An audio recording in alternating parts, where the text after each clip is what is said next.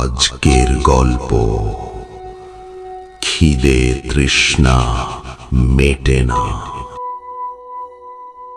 শরীরটা বেশ ভালো নেই জানেন। কদিন হলো রাতে ভালো ঘুম হচ্ছে না, চোখের তলায় কালি পড়েছে, কোনো খাবারই মুখে রোচে না।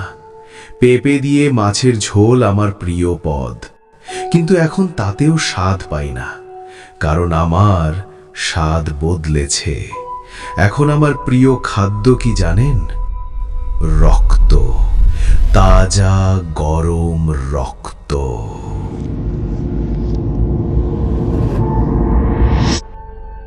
আমি সুদীপ্ত দে, একটা বাজে হাসপাতালে গ্রুপ ডি পদে কাজ করতাম। হ্যাঁ করতাম, এখন আর করি না। নরক, নরক, আস্ত নরক ওটা জানেন। ওরা আমায় না তাড়ালে আমি কদিন পরে ছেড়ে দিতাম ওই নরকের কাজ। শালা দেবু ডাক্তার বলে কিনা আমি নাকি পাগল। কি ভেবেছিলি তোকে ছেড়ে দেব? থাক এখন এক কান কাটা হয়ে। বুঝেছিস তো আমার দাঁতের জোর? ওই দিনের আগেও আমি বেশ কয়েকবার বিভিন্ন রোগীর বোতল থেকে রক্ত চুষে খেয়েছি, কেউ কিছুই বুঝতে পারেনি। আরে বাবু, বুঝবে কি করে, তখন তো সবাই ঘুমায়। সেদিন যে শালা আমায় নজরে রেখেছিল বুঝিনি। সবে পাইপটা মুখে ভরেছি, অমনি চোখে এসে পড়ল টর্চের জোরালো আলো। উফ, কি জোরালো আলো! মাথা দপদপ করে উঠল। এ কি, এটা কি হচ্ছে সুদীপ্ত? তুমি কি পাগল? কি হলো? কি হয়েছে? কি বোতল থেকে রক্ত খাচ্ছিল, মাথাটা খারাপ হয়ে গেছে মনে হয়। ছি, ও কি? আমার মাথা খারাপ? আমি পাগল? নেখা আমার কামড়। ছাড় শয়তান, ছাড় বলছি। তারপর চেঁচামেচি, হাতাহাতি, কান কাটা, থানা পুলিশ সব পেরিয়ে আজকের এই রাত।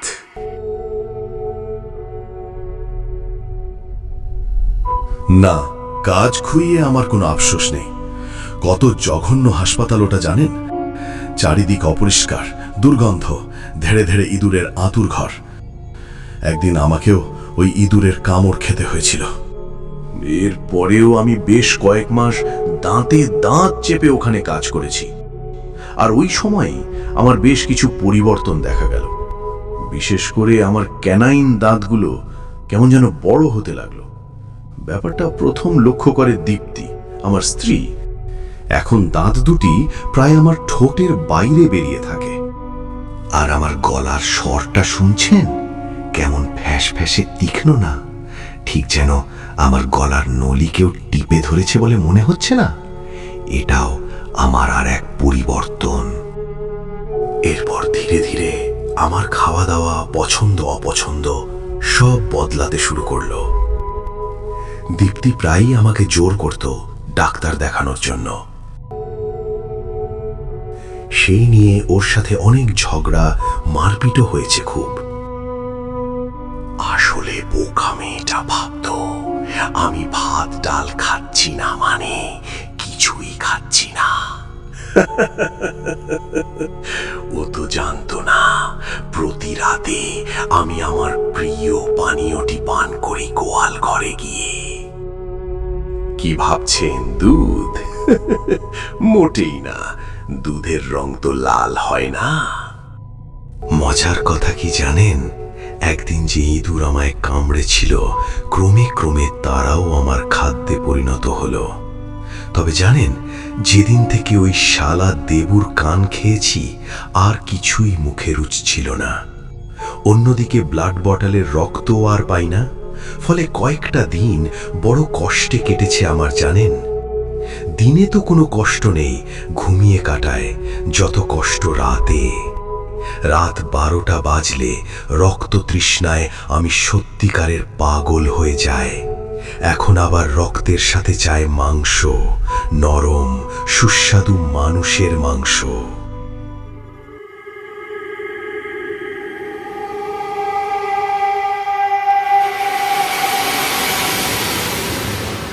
যাক, গত কয়েকদিনে আমার খিদে তৃষ্ণার কষ্ট কেটেছে।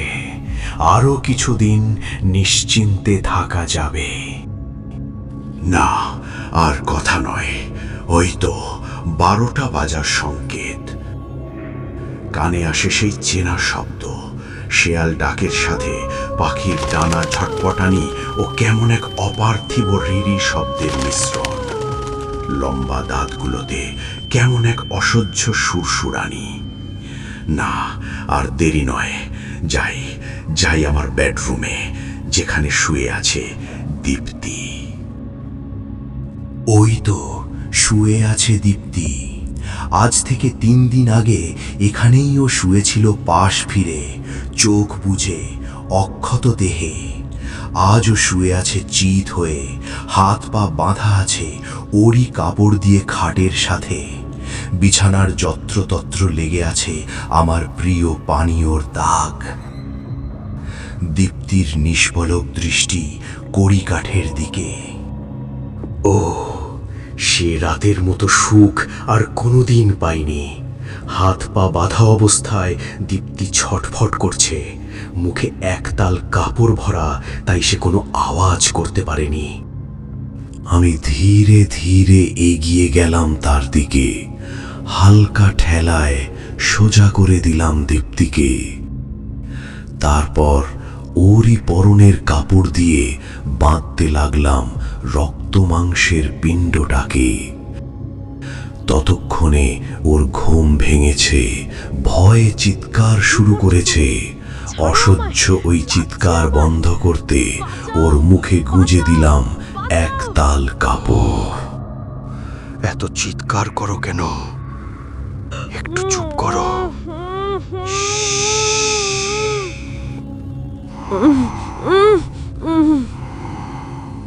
এরপর ধীরে ধীরে মুখ রাখলাম ওর কাঁধ ও গলার মাঝে, যেখানে থাকে ক্যারোটিড আর্টারি। আমার ধারালো ক্যানাইন দাঁত দুটো সুরুত করে ডুবে গেল দীপ্তির মাখনের মতো নরম চামড়া ভেদ করে। দীপ্তির ছটফটানি বাড়ল, যন্ত্রণায় বেঁকে উঠে এলো ওর শরীর। ভূমিকম্পে যেন কেঁপে উঠল পুরো খাটটা। আমার লম্বা দাঁত দুটি লাঙলের ফালের মতো নেমে আসলো দীপ্তির কাঁধে। চাষ করা জমির মতো আলগা হয়ে ঝুলে গেল ওই অংশের মাংস। সঙ্গে সঙ্গে আমার মুখে লাগলো গরম তাজা মানুষের রক্তের হলকা। তৃষ্ণার্থ পশু যেমন এক নিঃশ্বাসে পান করে পুকুরের ঠান্ডা জল, আমিও তেমনি শুষতে লাগলাম দীপ্তির শরীর থেকে হলকা দিয়ে বেরিয়ে আসা গরম তাজা লাল পানীয়।